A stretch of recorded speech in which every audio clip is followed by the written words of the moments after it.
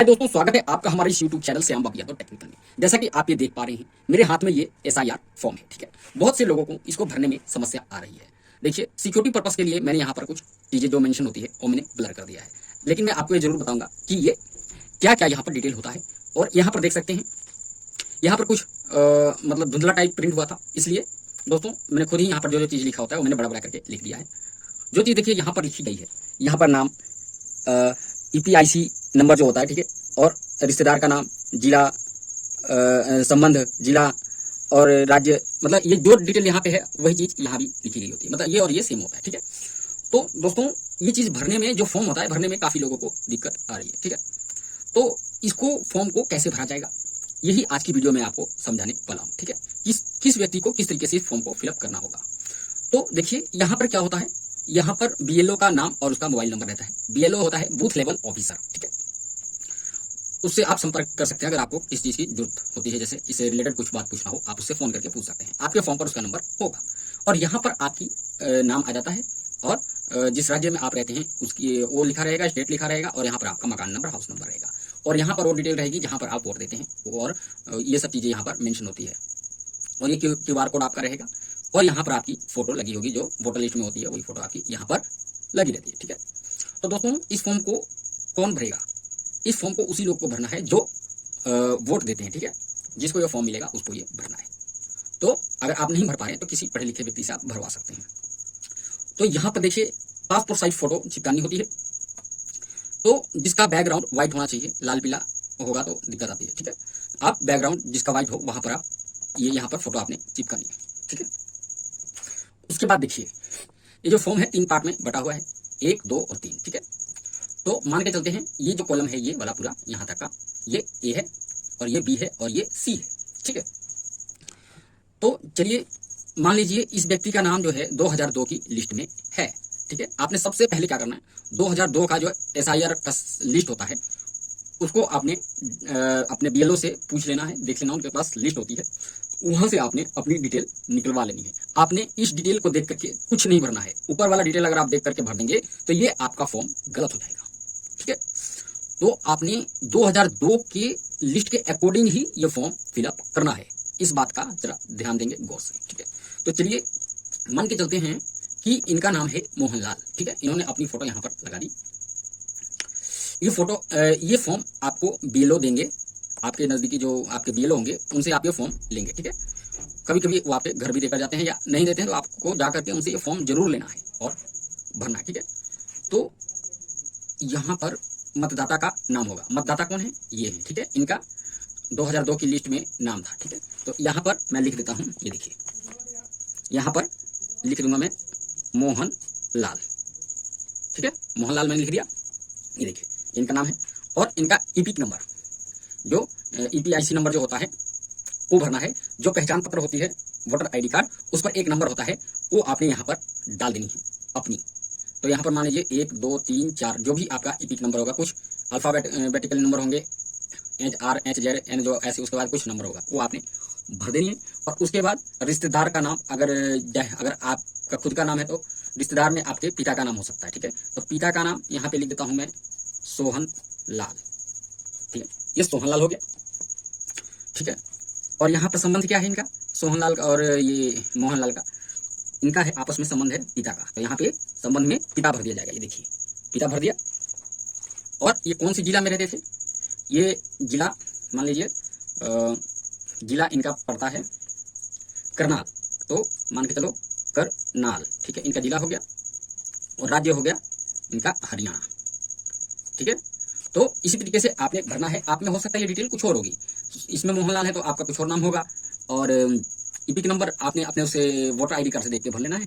और यहाँ पर अपने पापा की डिटेल डाल देनी है, पापा का नाम यहाँ पे लिख देना है, और जो उसमें 2002 की लिस्ट में होगा वैसे ही। अगर गलत लिखा है तो गलत ही लिख देना है, जैसा वहाँ पर लिखा है वैसे ही आपने लिख देना है। ठीक है, और यहाँ पर जो है जिला होगा और जहाँ राज्य होगा जहाँ पर आप 2002 में थे, जहाँ वोट डाला था आपने, कोई चीज़ें आपने यहाँ भर देनी है। ठीक है, और विधानसभा का नाम जो होगा वो भी आपने यहाँ पर लिख देना है। जैसे मैं यहाँ पर लिख देता हूँ झज्जर। ठीक है, और यहाँ पर विधानसभा का क्रमांक भरना है। ठीक है, तो यहाँ पर मैं डाल देता हूँ 45 झज्जर। ठीक है, आप में आपके वोटर ये जो संख्या होगी, ये जो होगा, ये वोटर लिस्ट में आपके मिलेगा 2002 की लिस्ट में। आपने वहां से ये डिटेल निकालेंगे तो आपको ये मिल जाएगा। और यहाँ पर है भाग संख्या। भाग संख्या भी आपको वोटर लिस्ट से ही मिलेगा। मान लो वह भाग संख्या है 215, ठीक है, तो यहाँ पे 215 भर दिया। और यहाँ पर है क्रम संख्या। क्रम संख्या इसमें वो डालनी है कि आपका वोटर लिस्ट में कौन से नंबर पे नाम है, सीरियल नंबर में। तो आपने यहाँ पर मान लीजिए आपका क्रम संख्या है 415, ठीक है, तो आपने 415 यहाँ पे लिख देना है। वो वोटर लिस्ट से आपने देख लेना है, आपके बीएलओ के पास ये डिटेल मिल जाएगी यहाँ की, ये भरना जरूरी है, ठीक है। उसके बाद ये डिटेल हो गई। तो दोस्तों, और यहाँ पर अब क्या होगा, आपने ये डेट ऑफ बर्थ यहाँ पर भर देनी है आधार कार्ड से देख करके। मान लीजिए यहाँ पर 1 2 3 और ये यहाँ पर 0 हो जाएगा। मान लो पहला महीना 2003 जैसे, और यहाँ पर ये डाल दिया मैंने 2000 सॉरी 19, यहाँ पर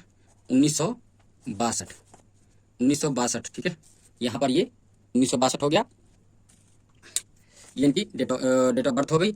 और अगले कॉलम में क्या आएगा दोस्तों, यहाँ पर आधार संख्या जो होगा वो लिखा जाएगा, जैसे 28 45 56 0 1 45 48, ठीक है। आपका जो आधार संख्या होगा वो आपने भर देना है।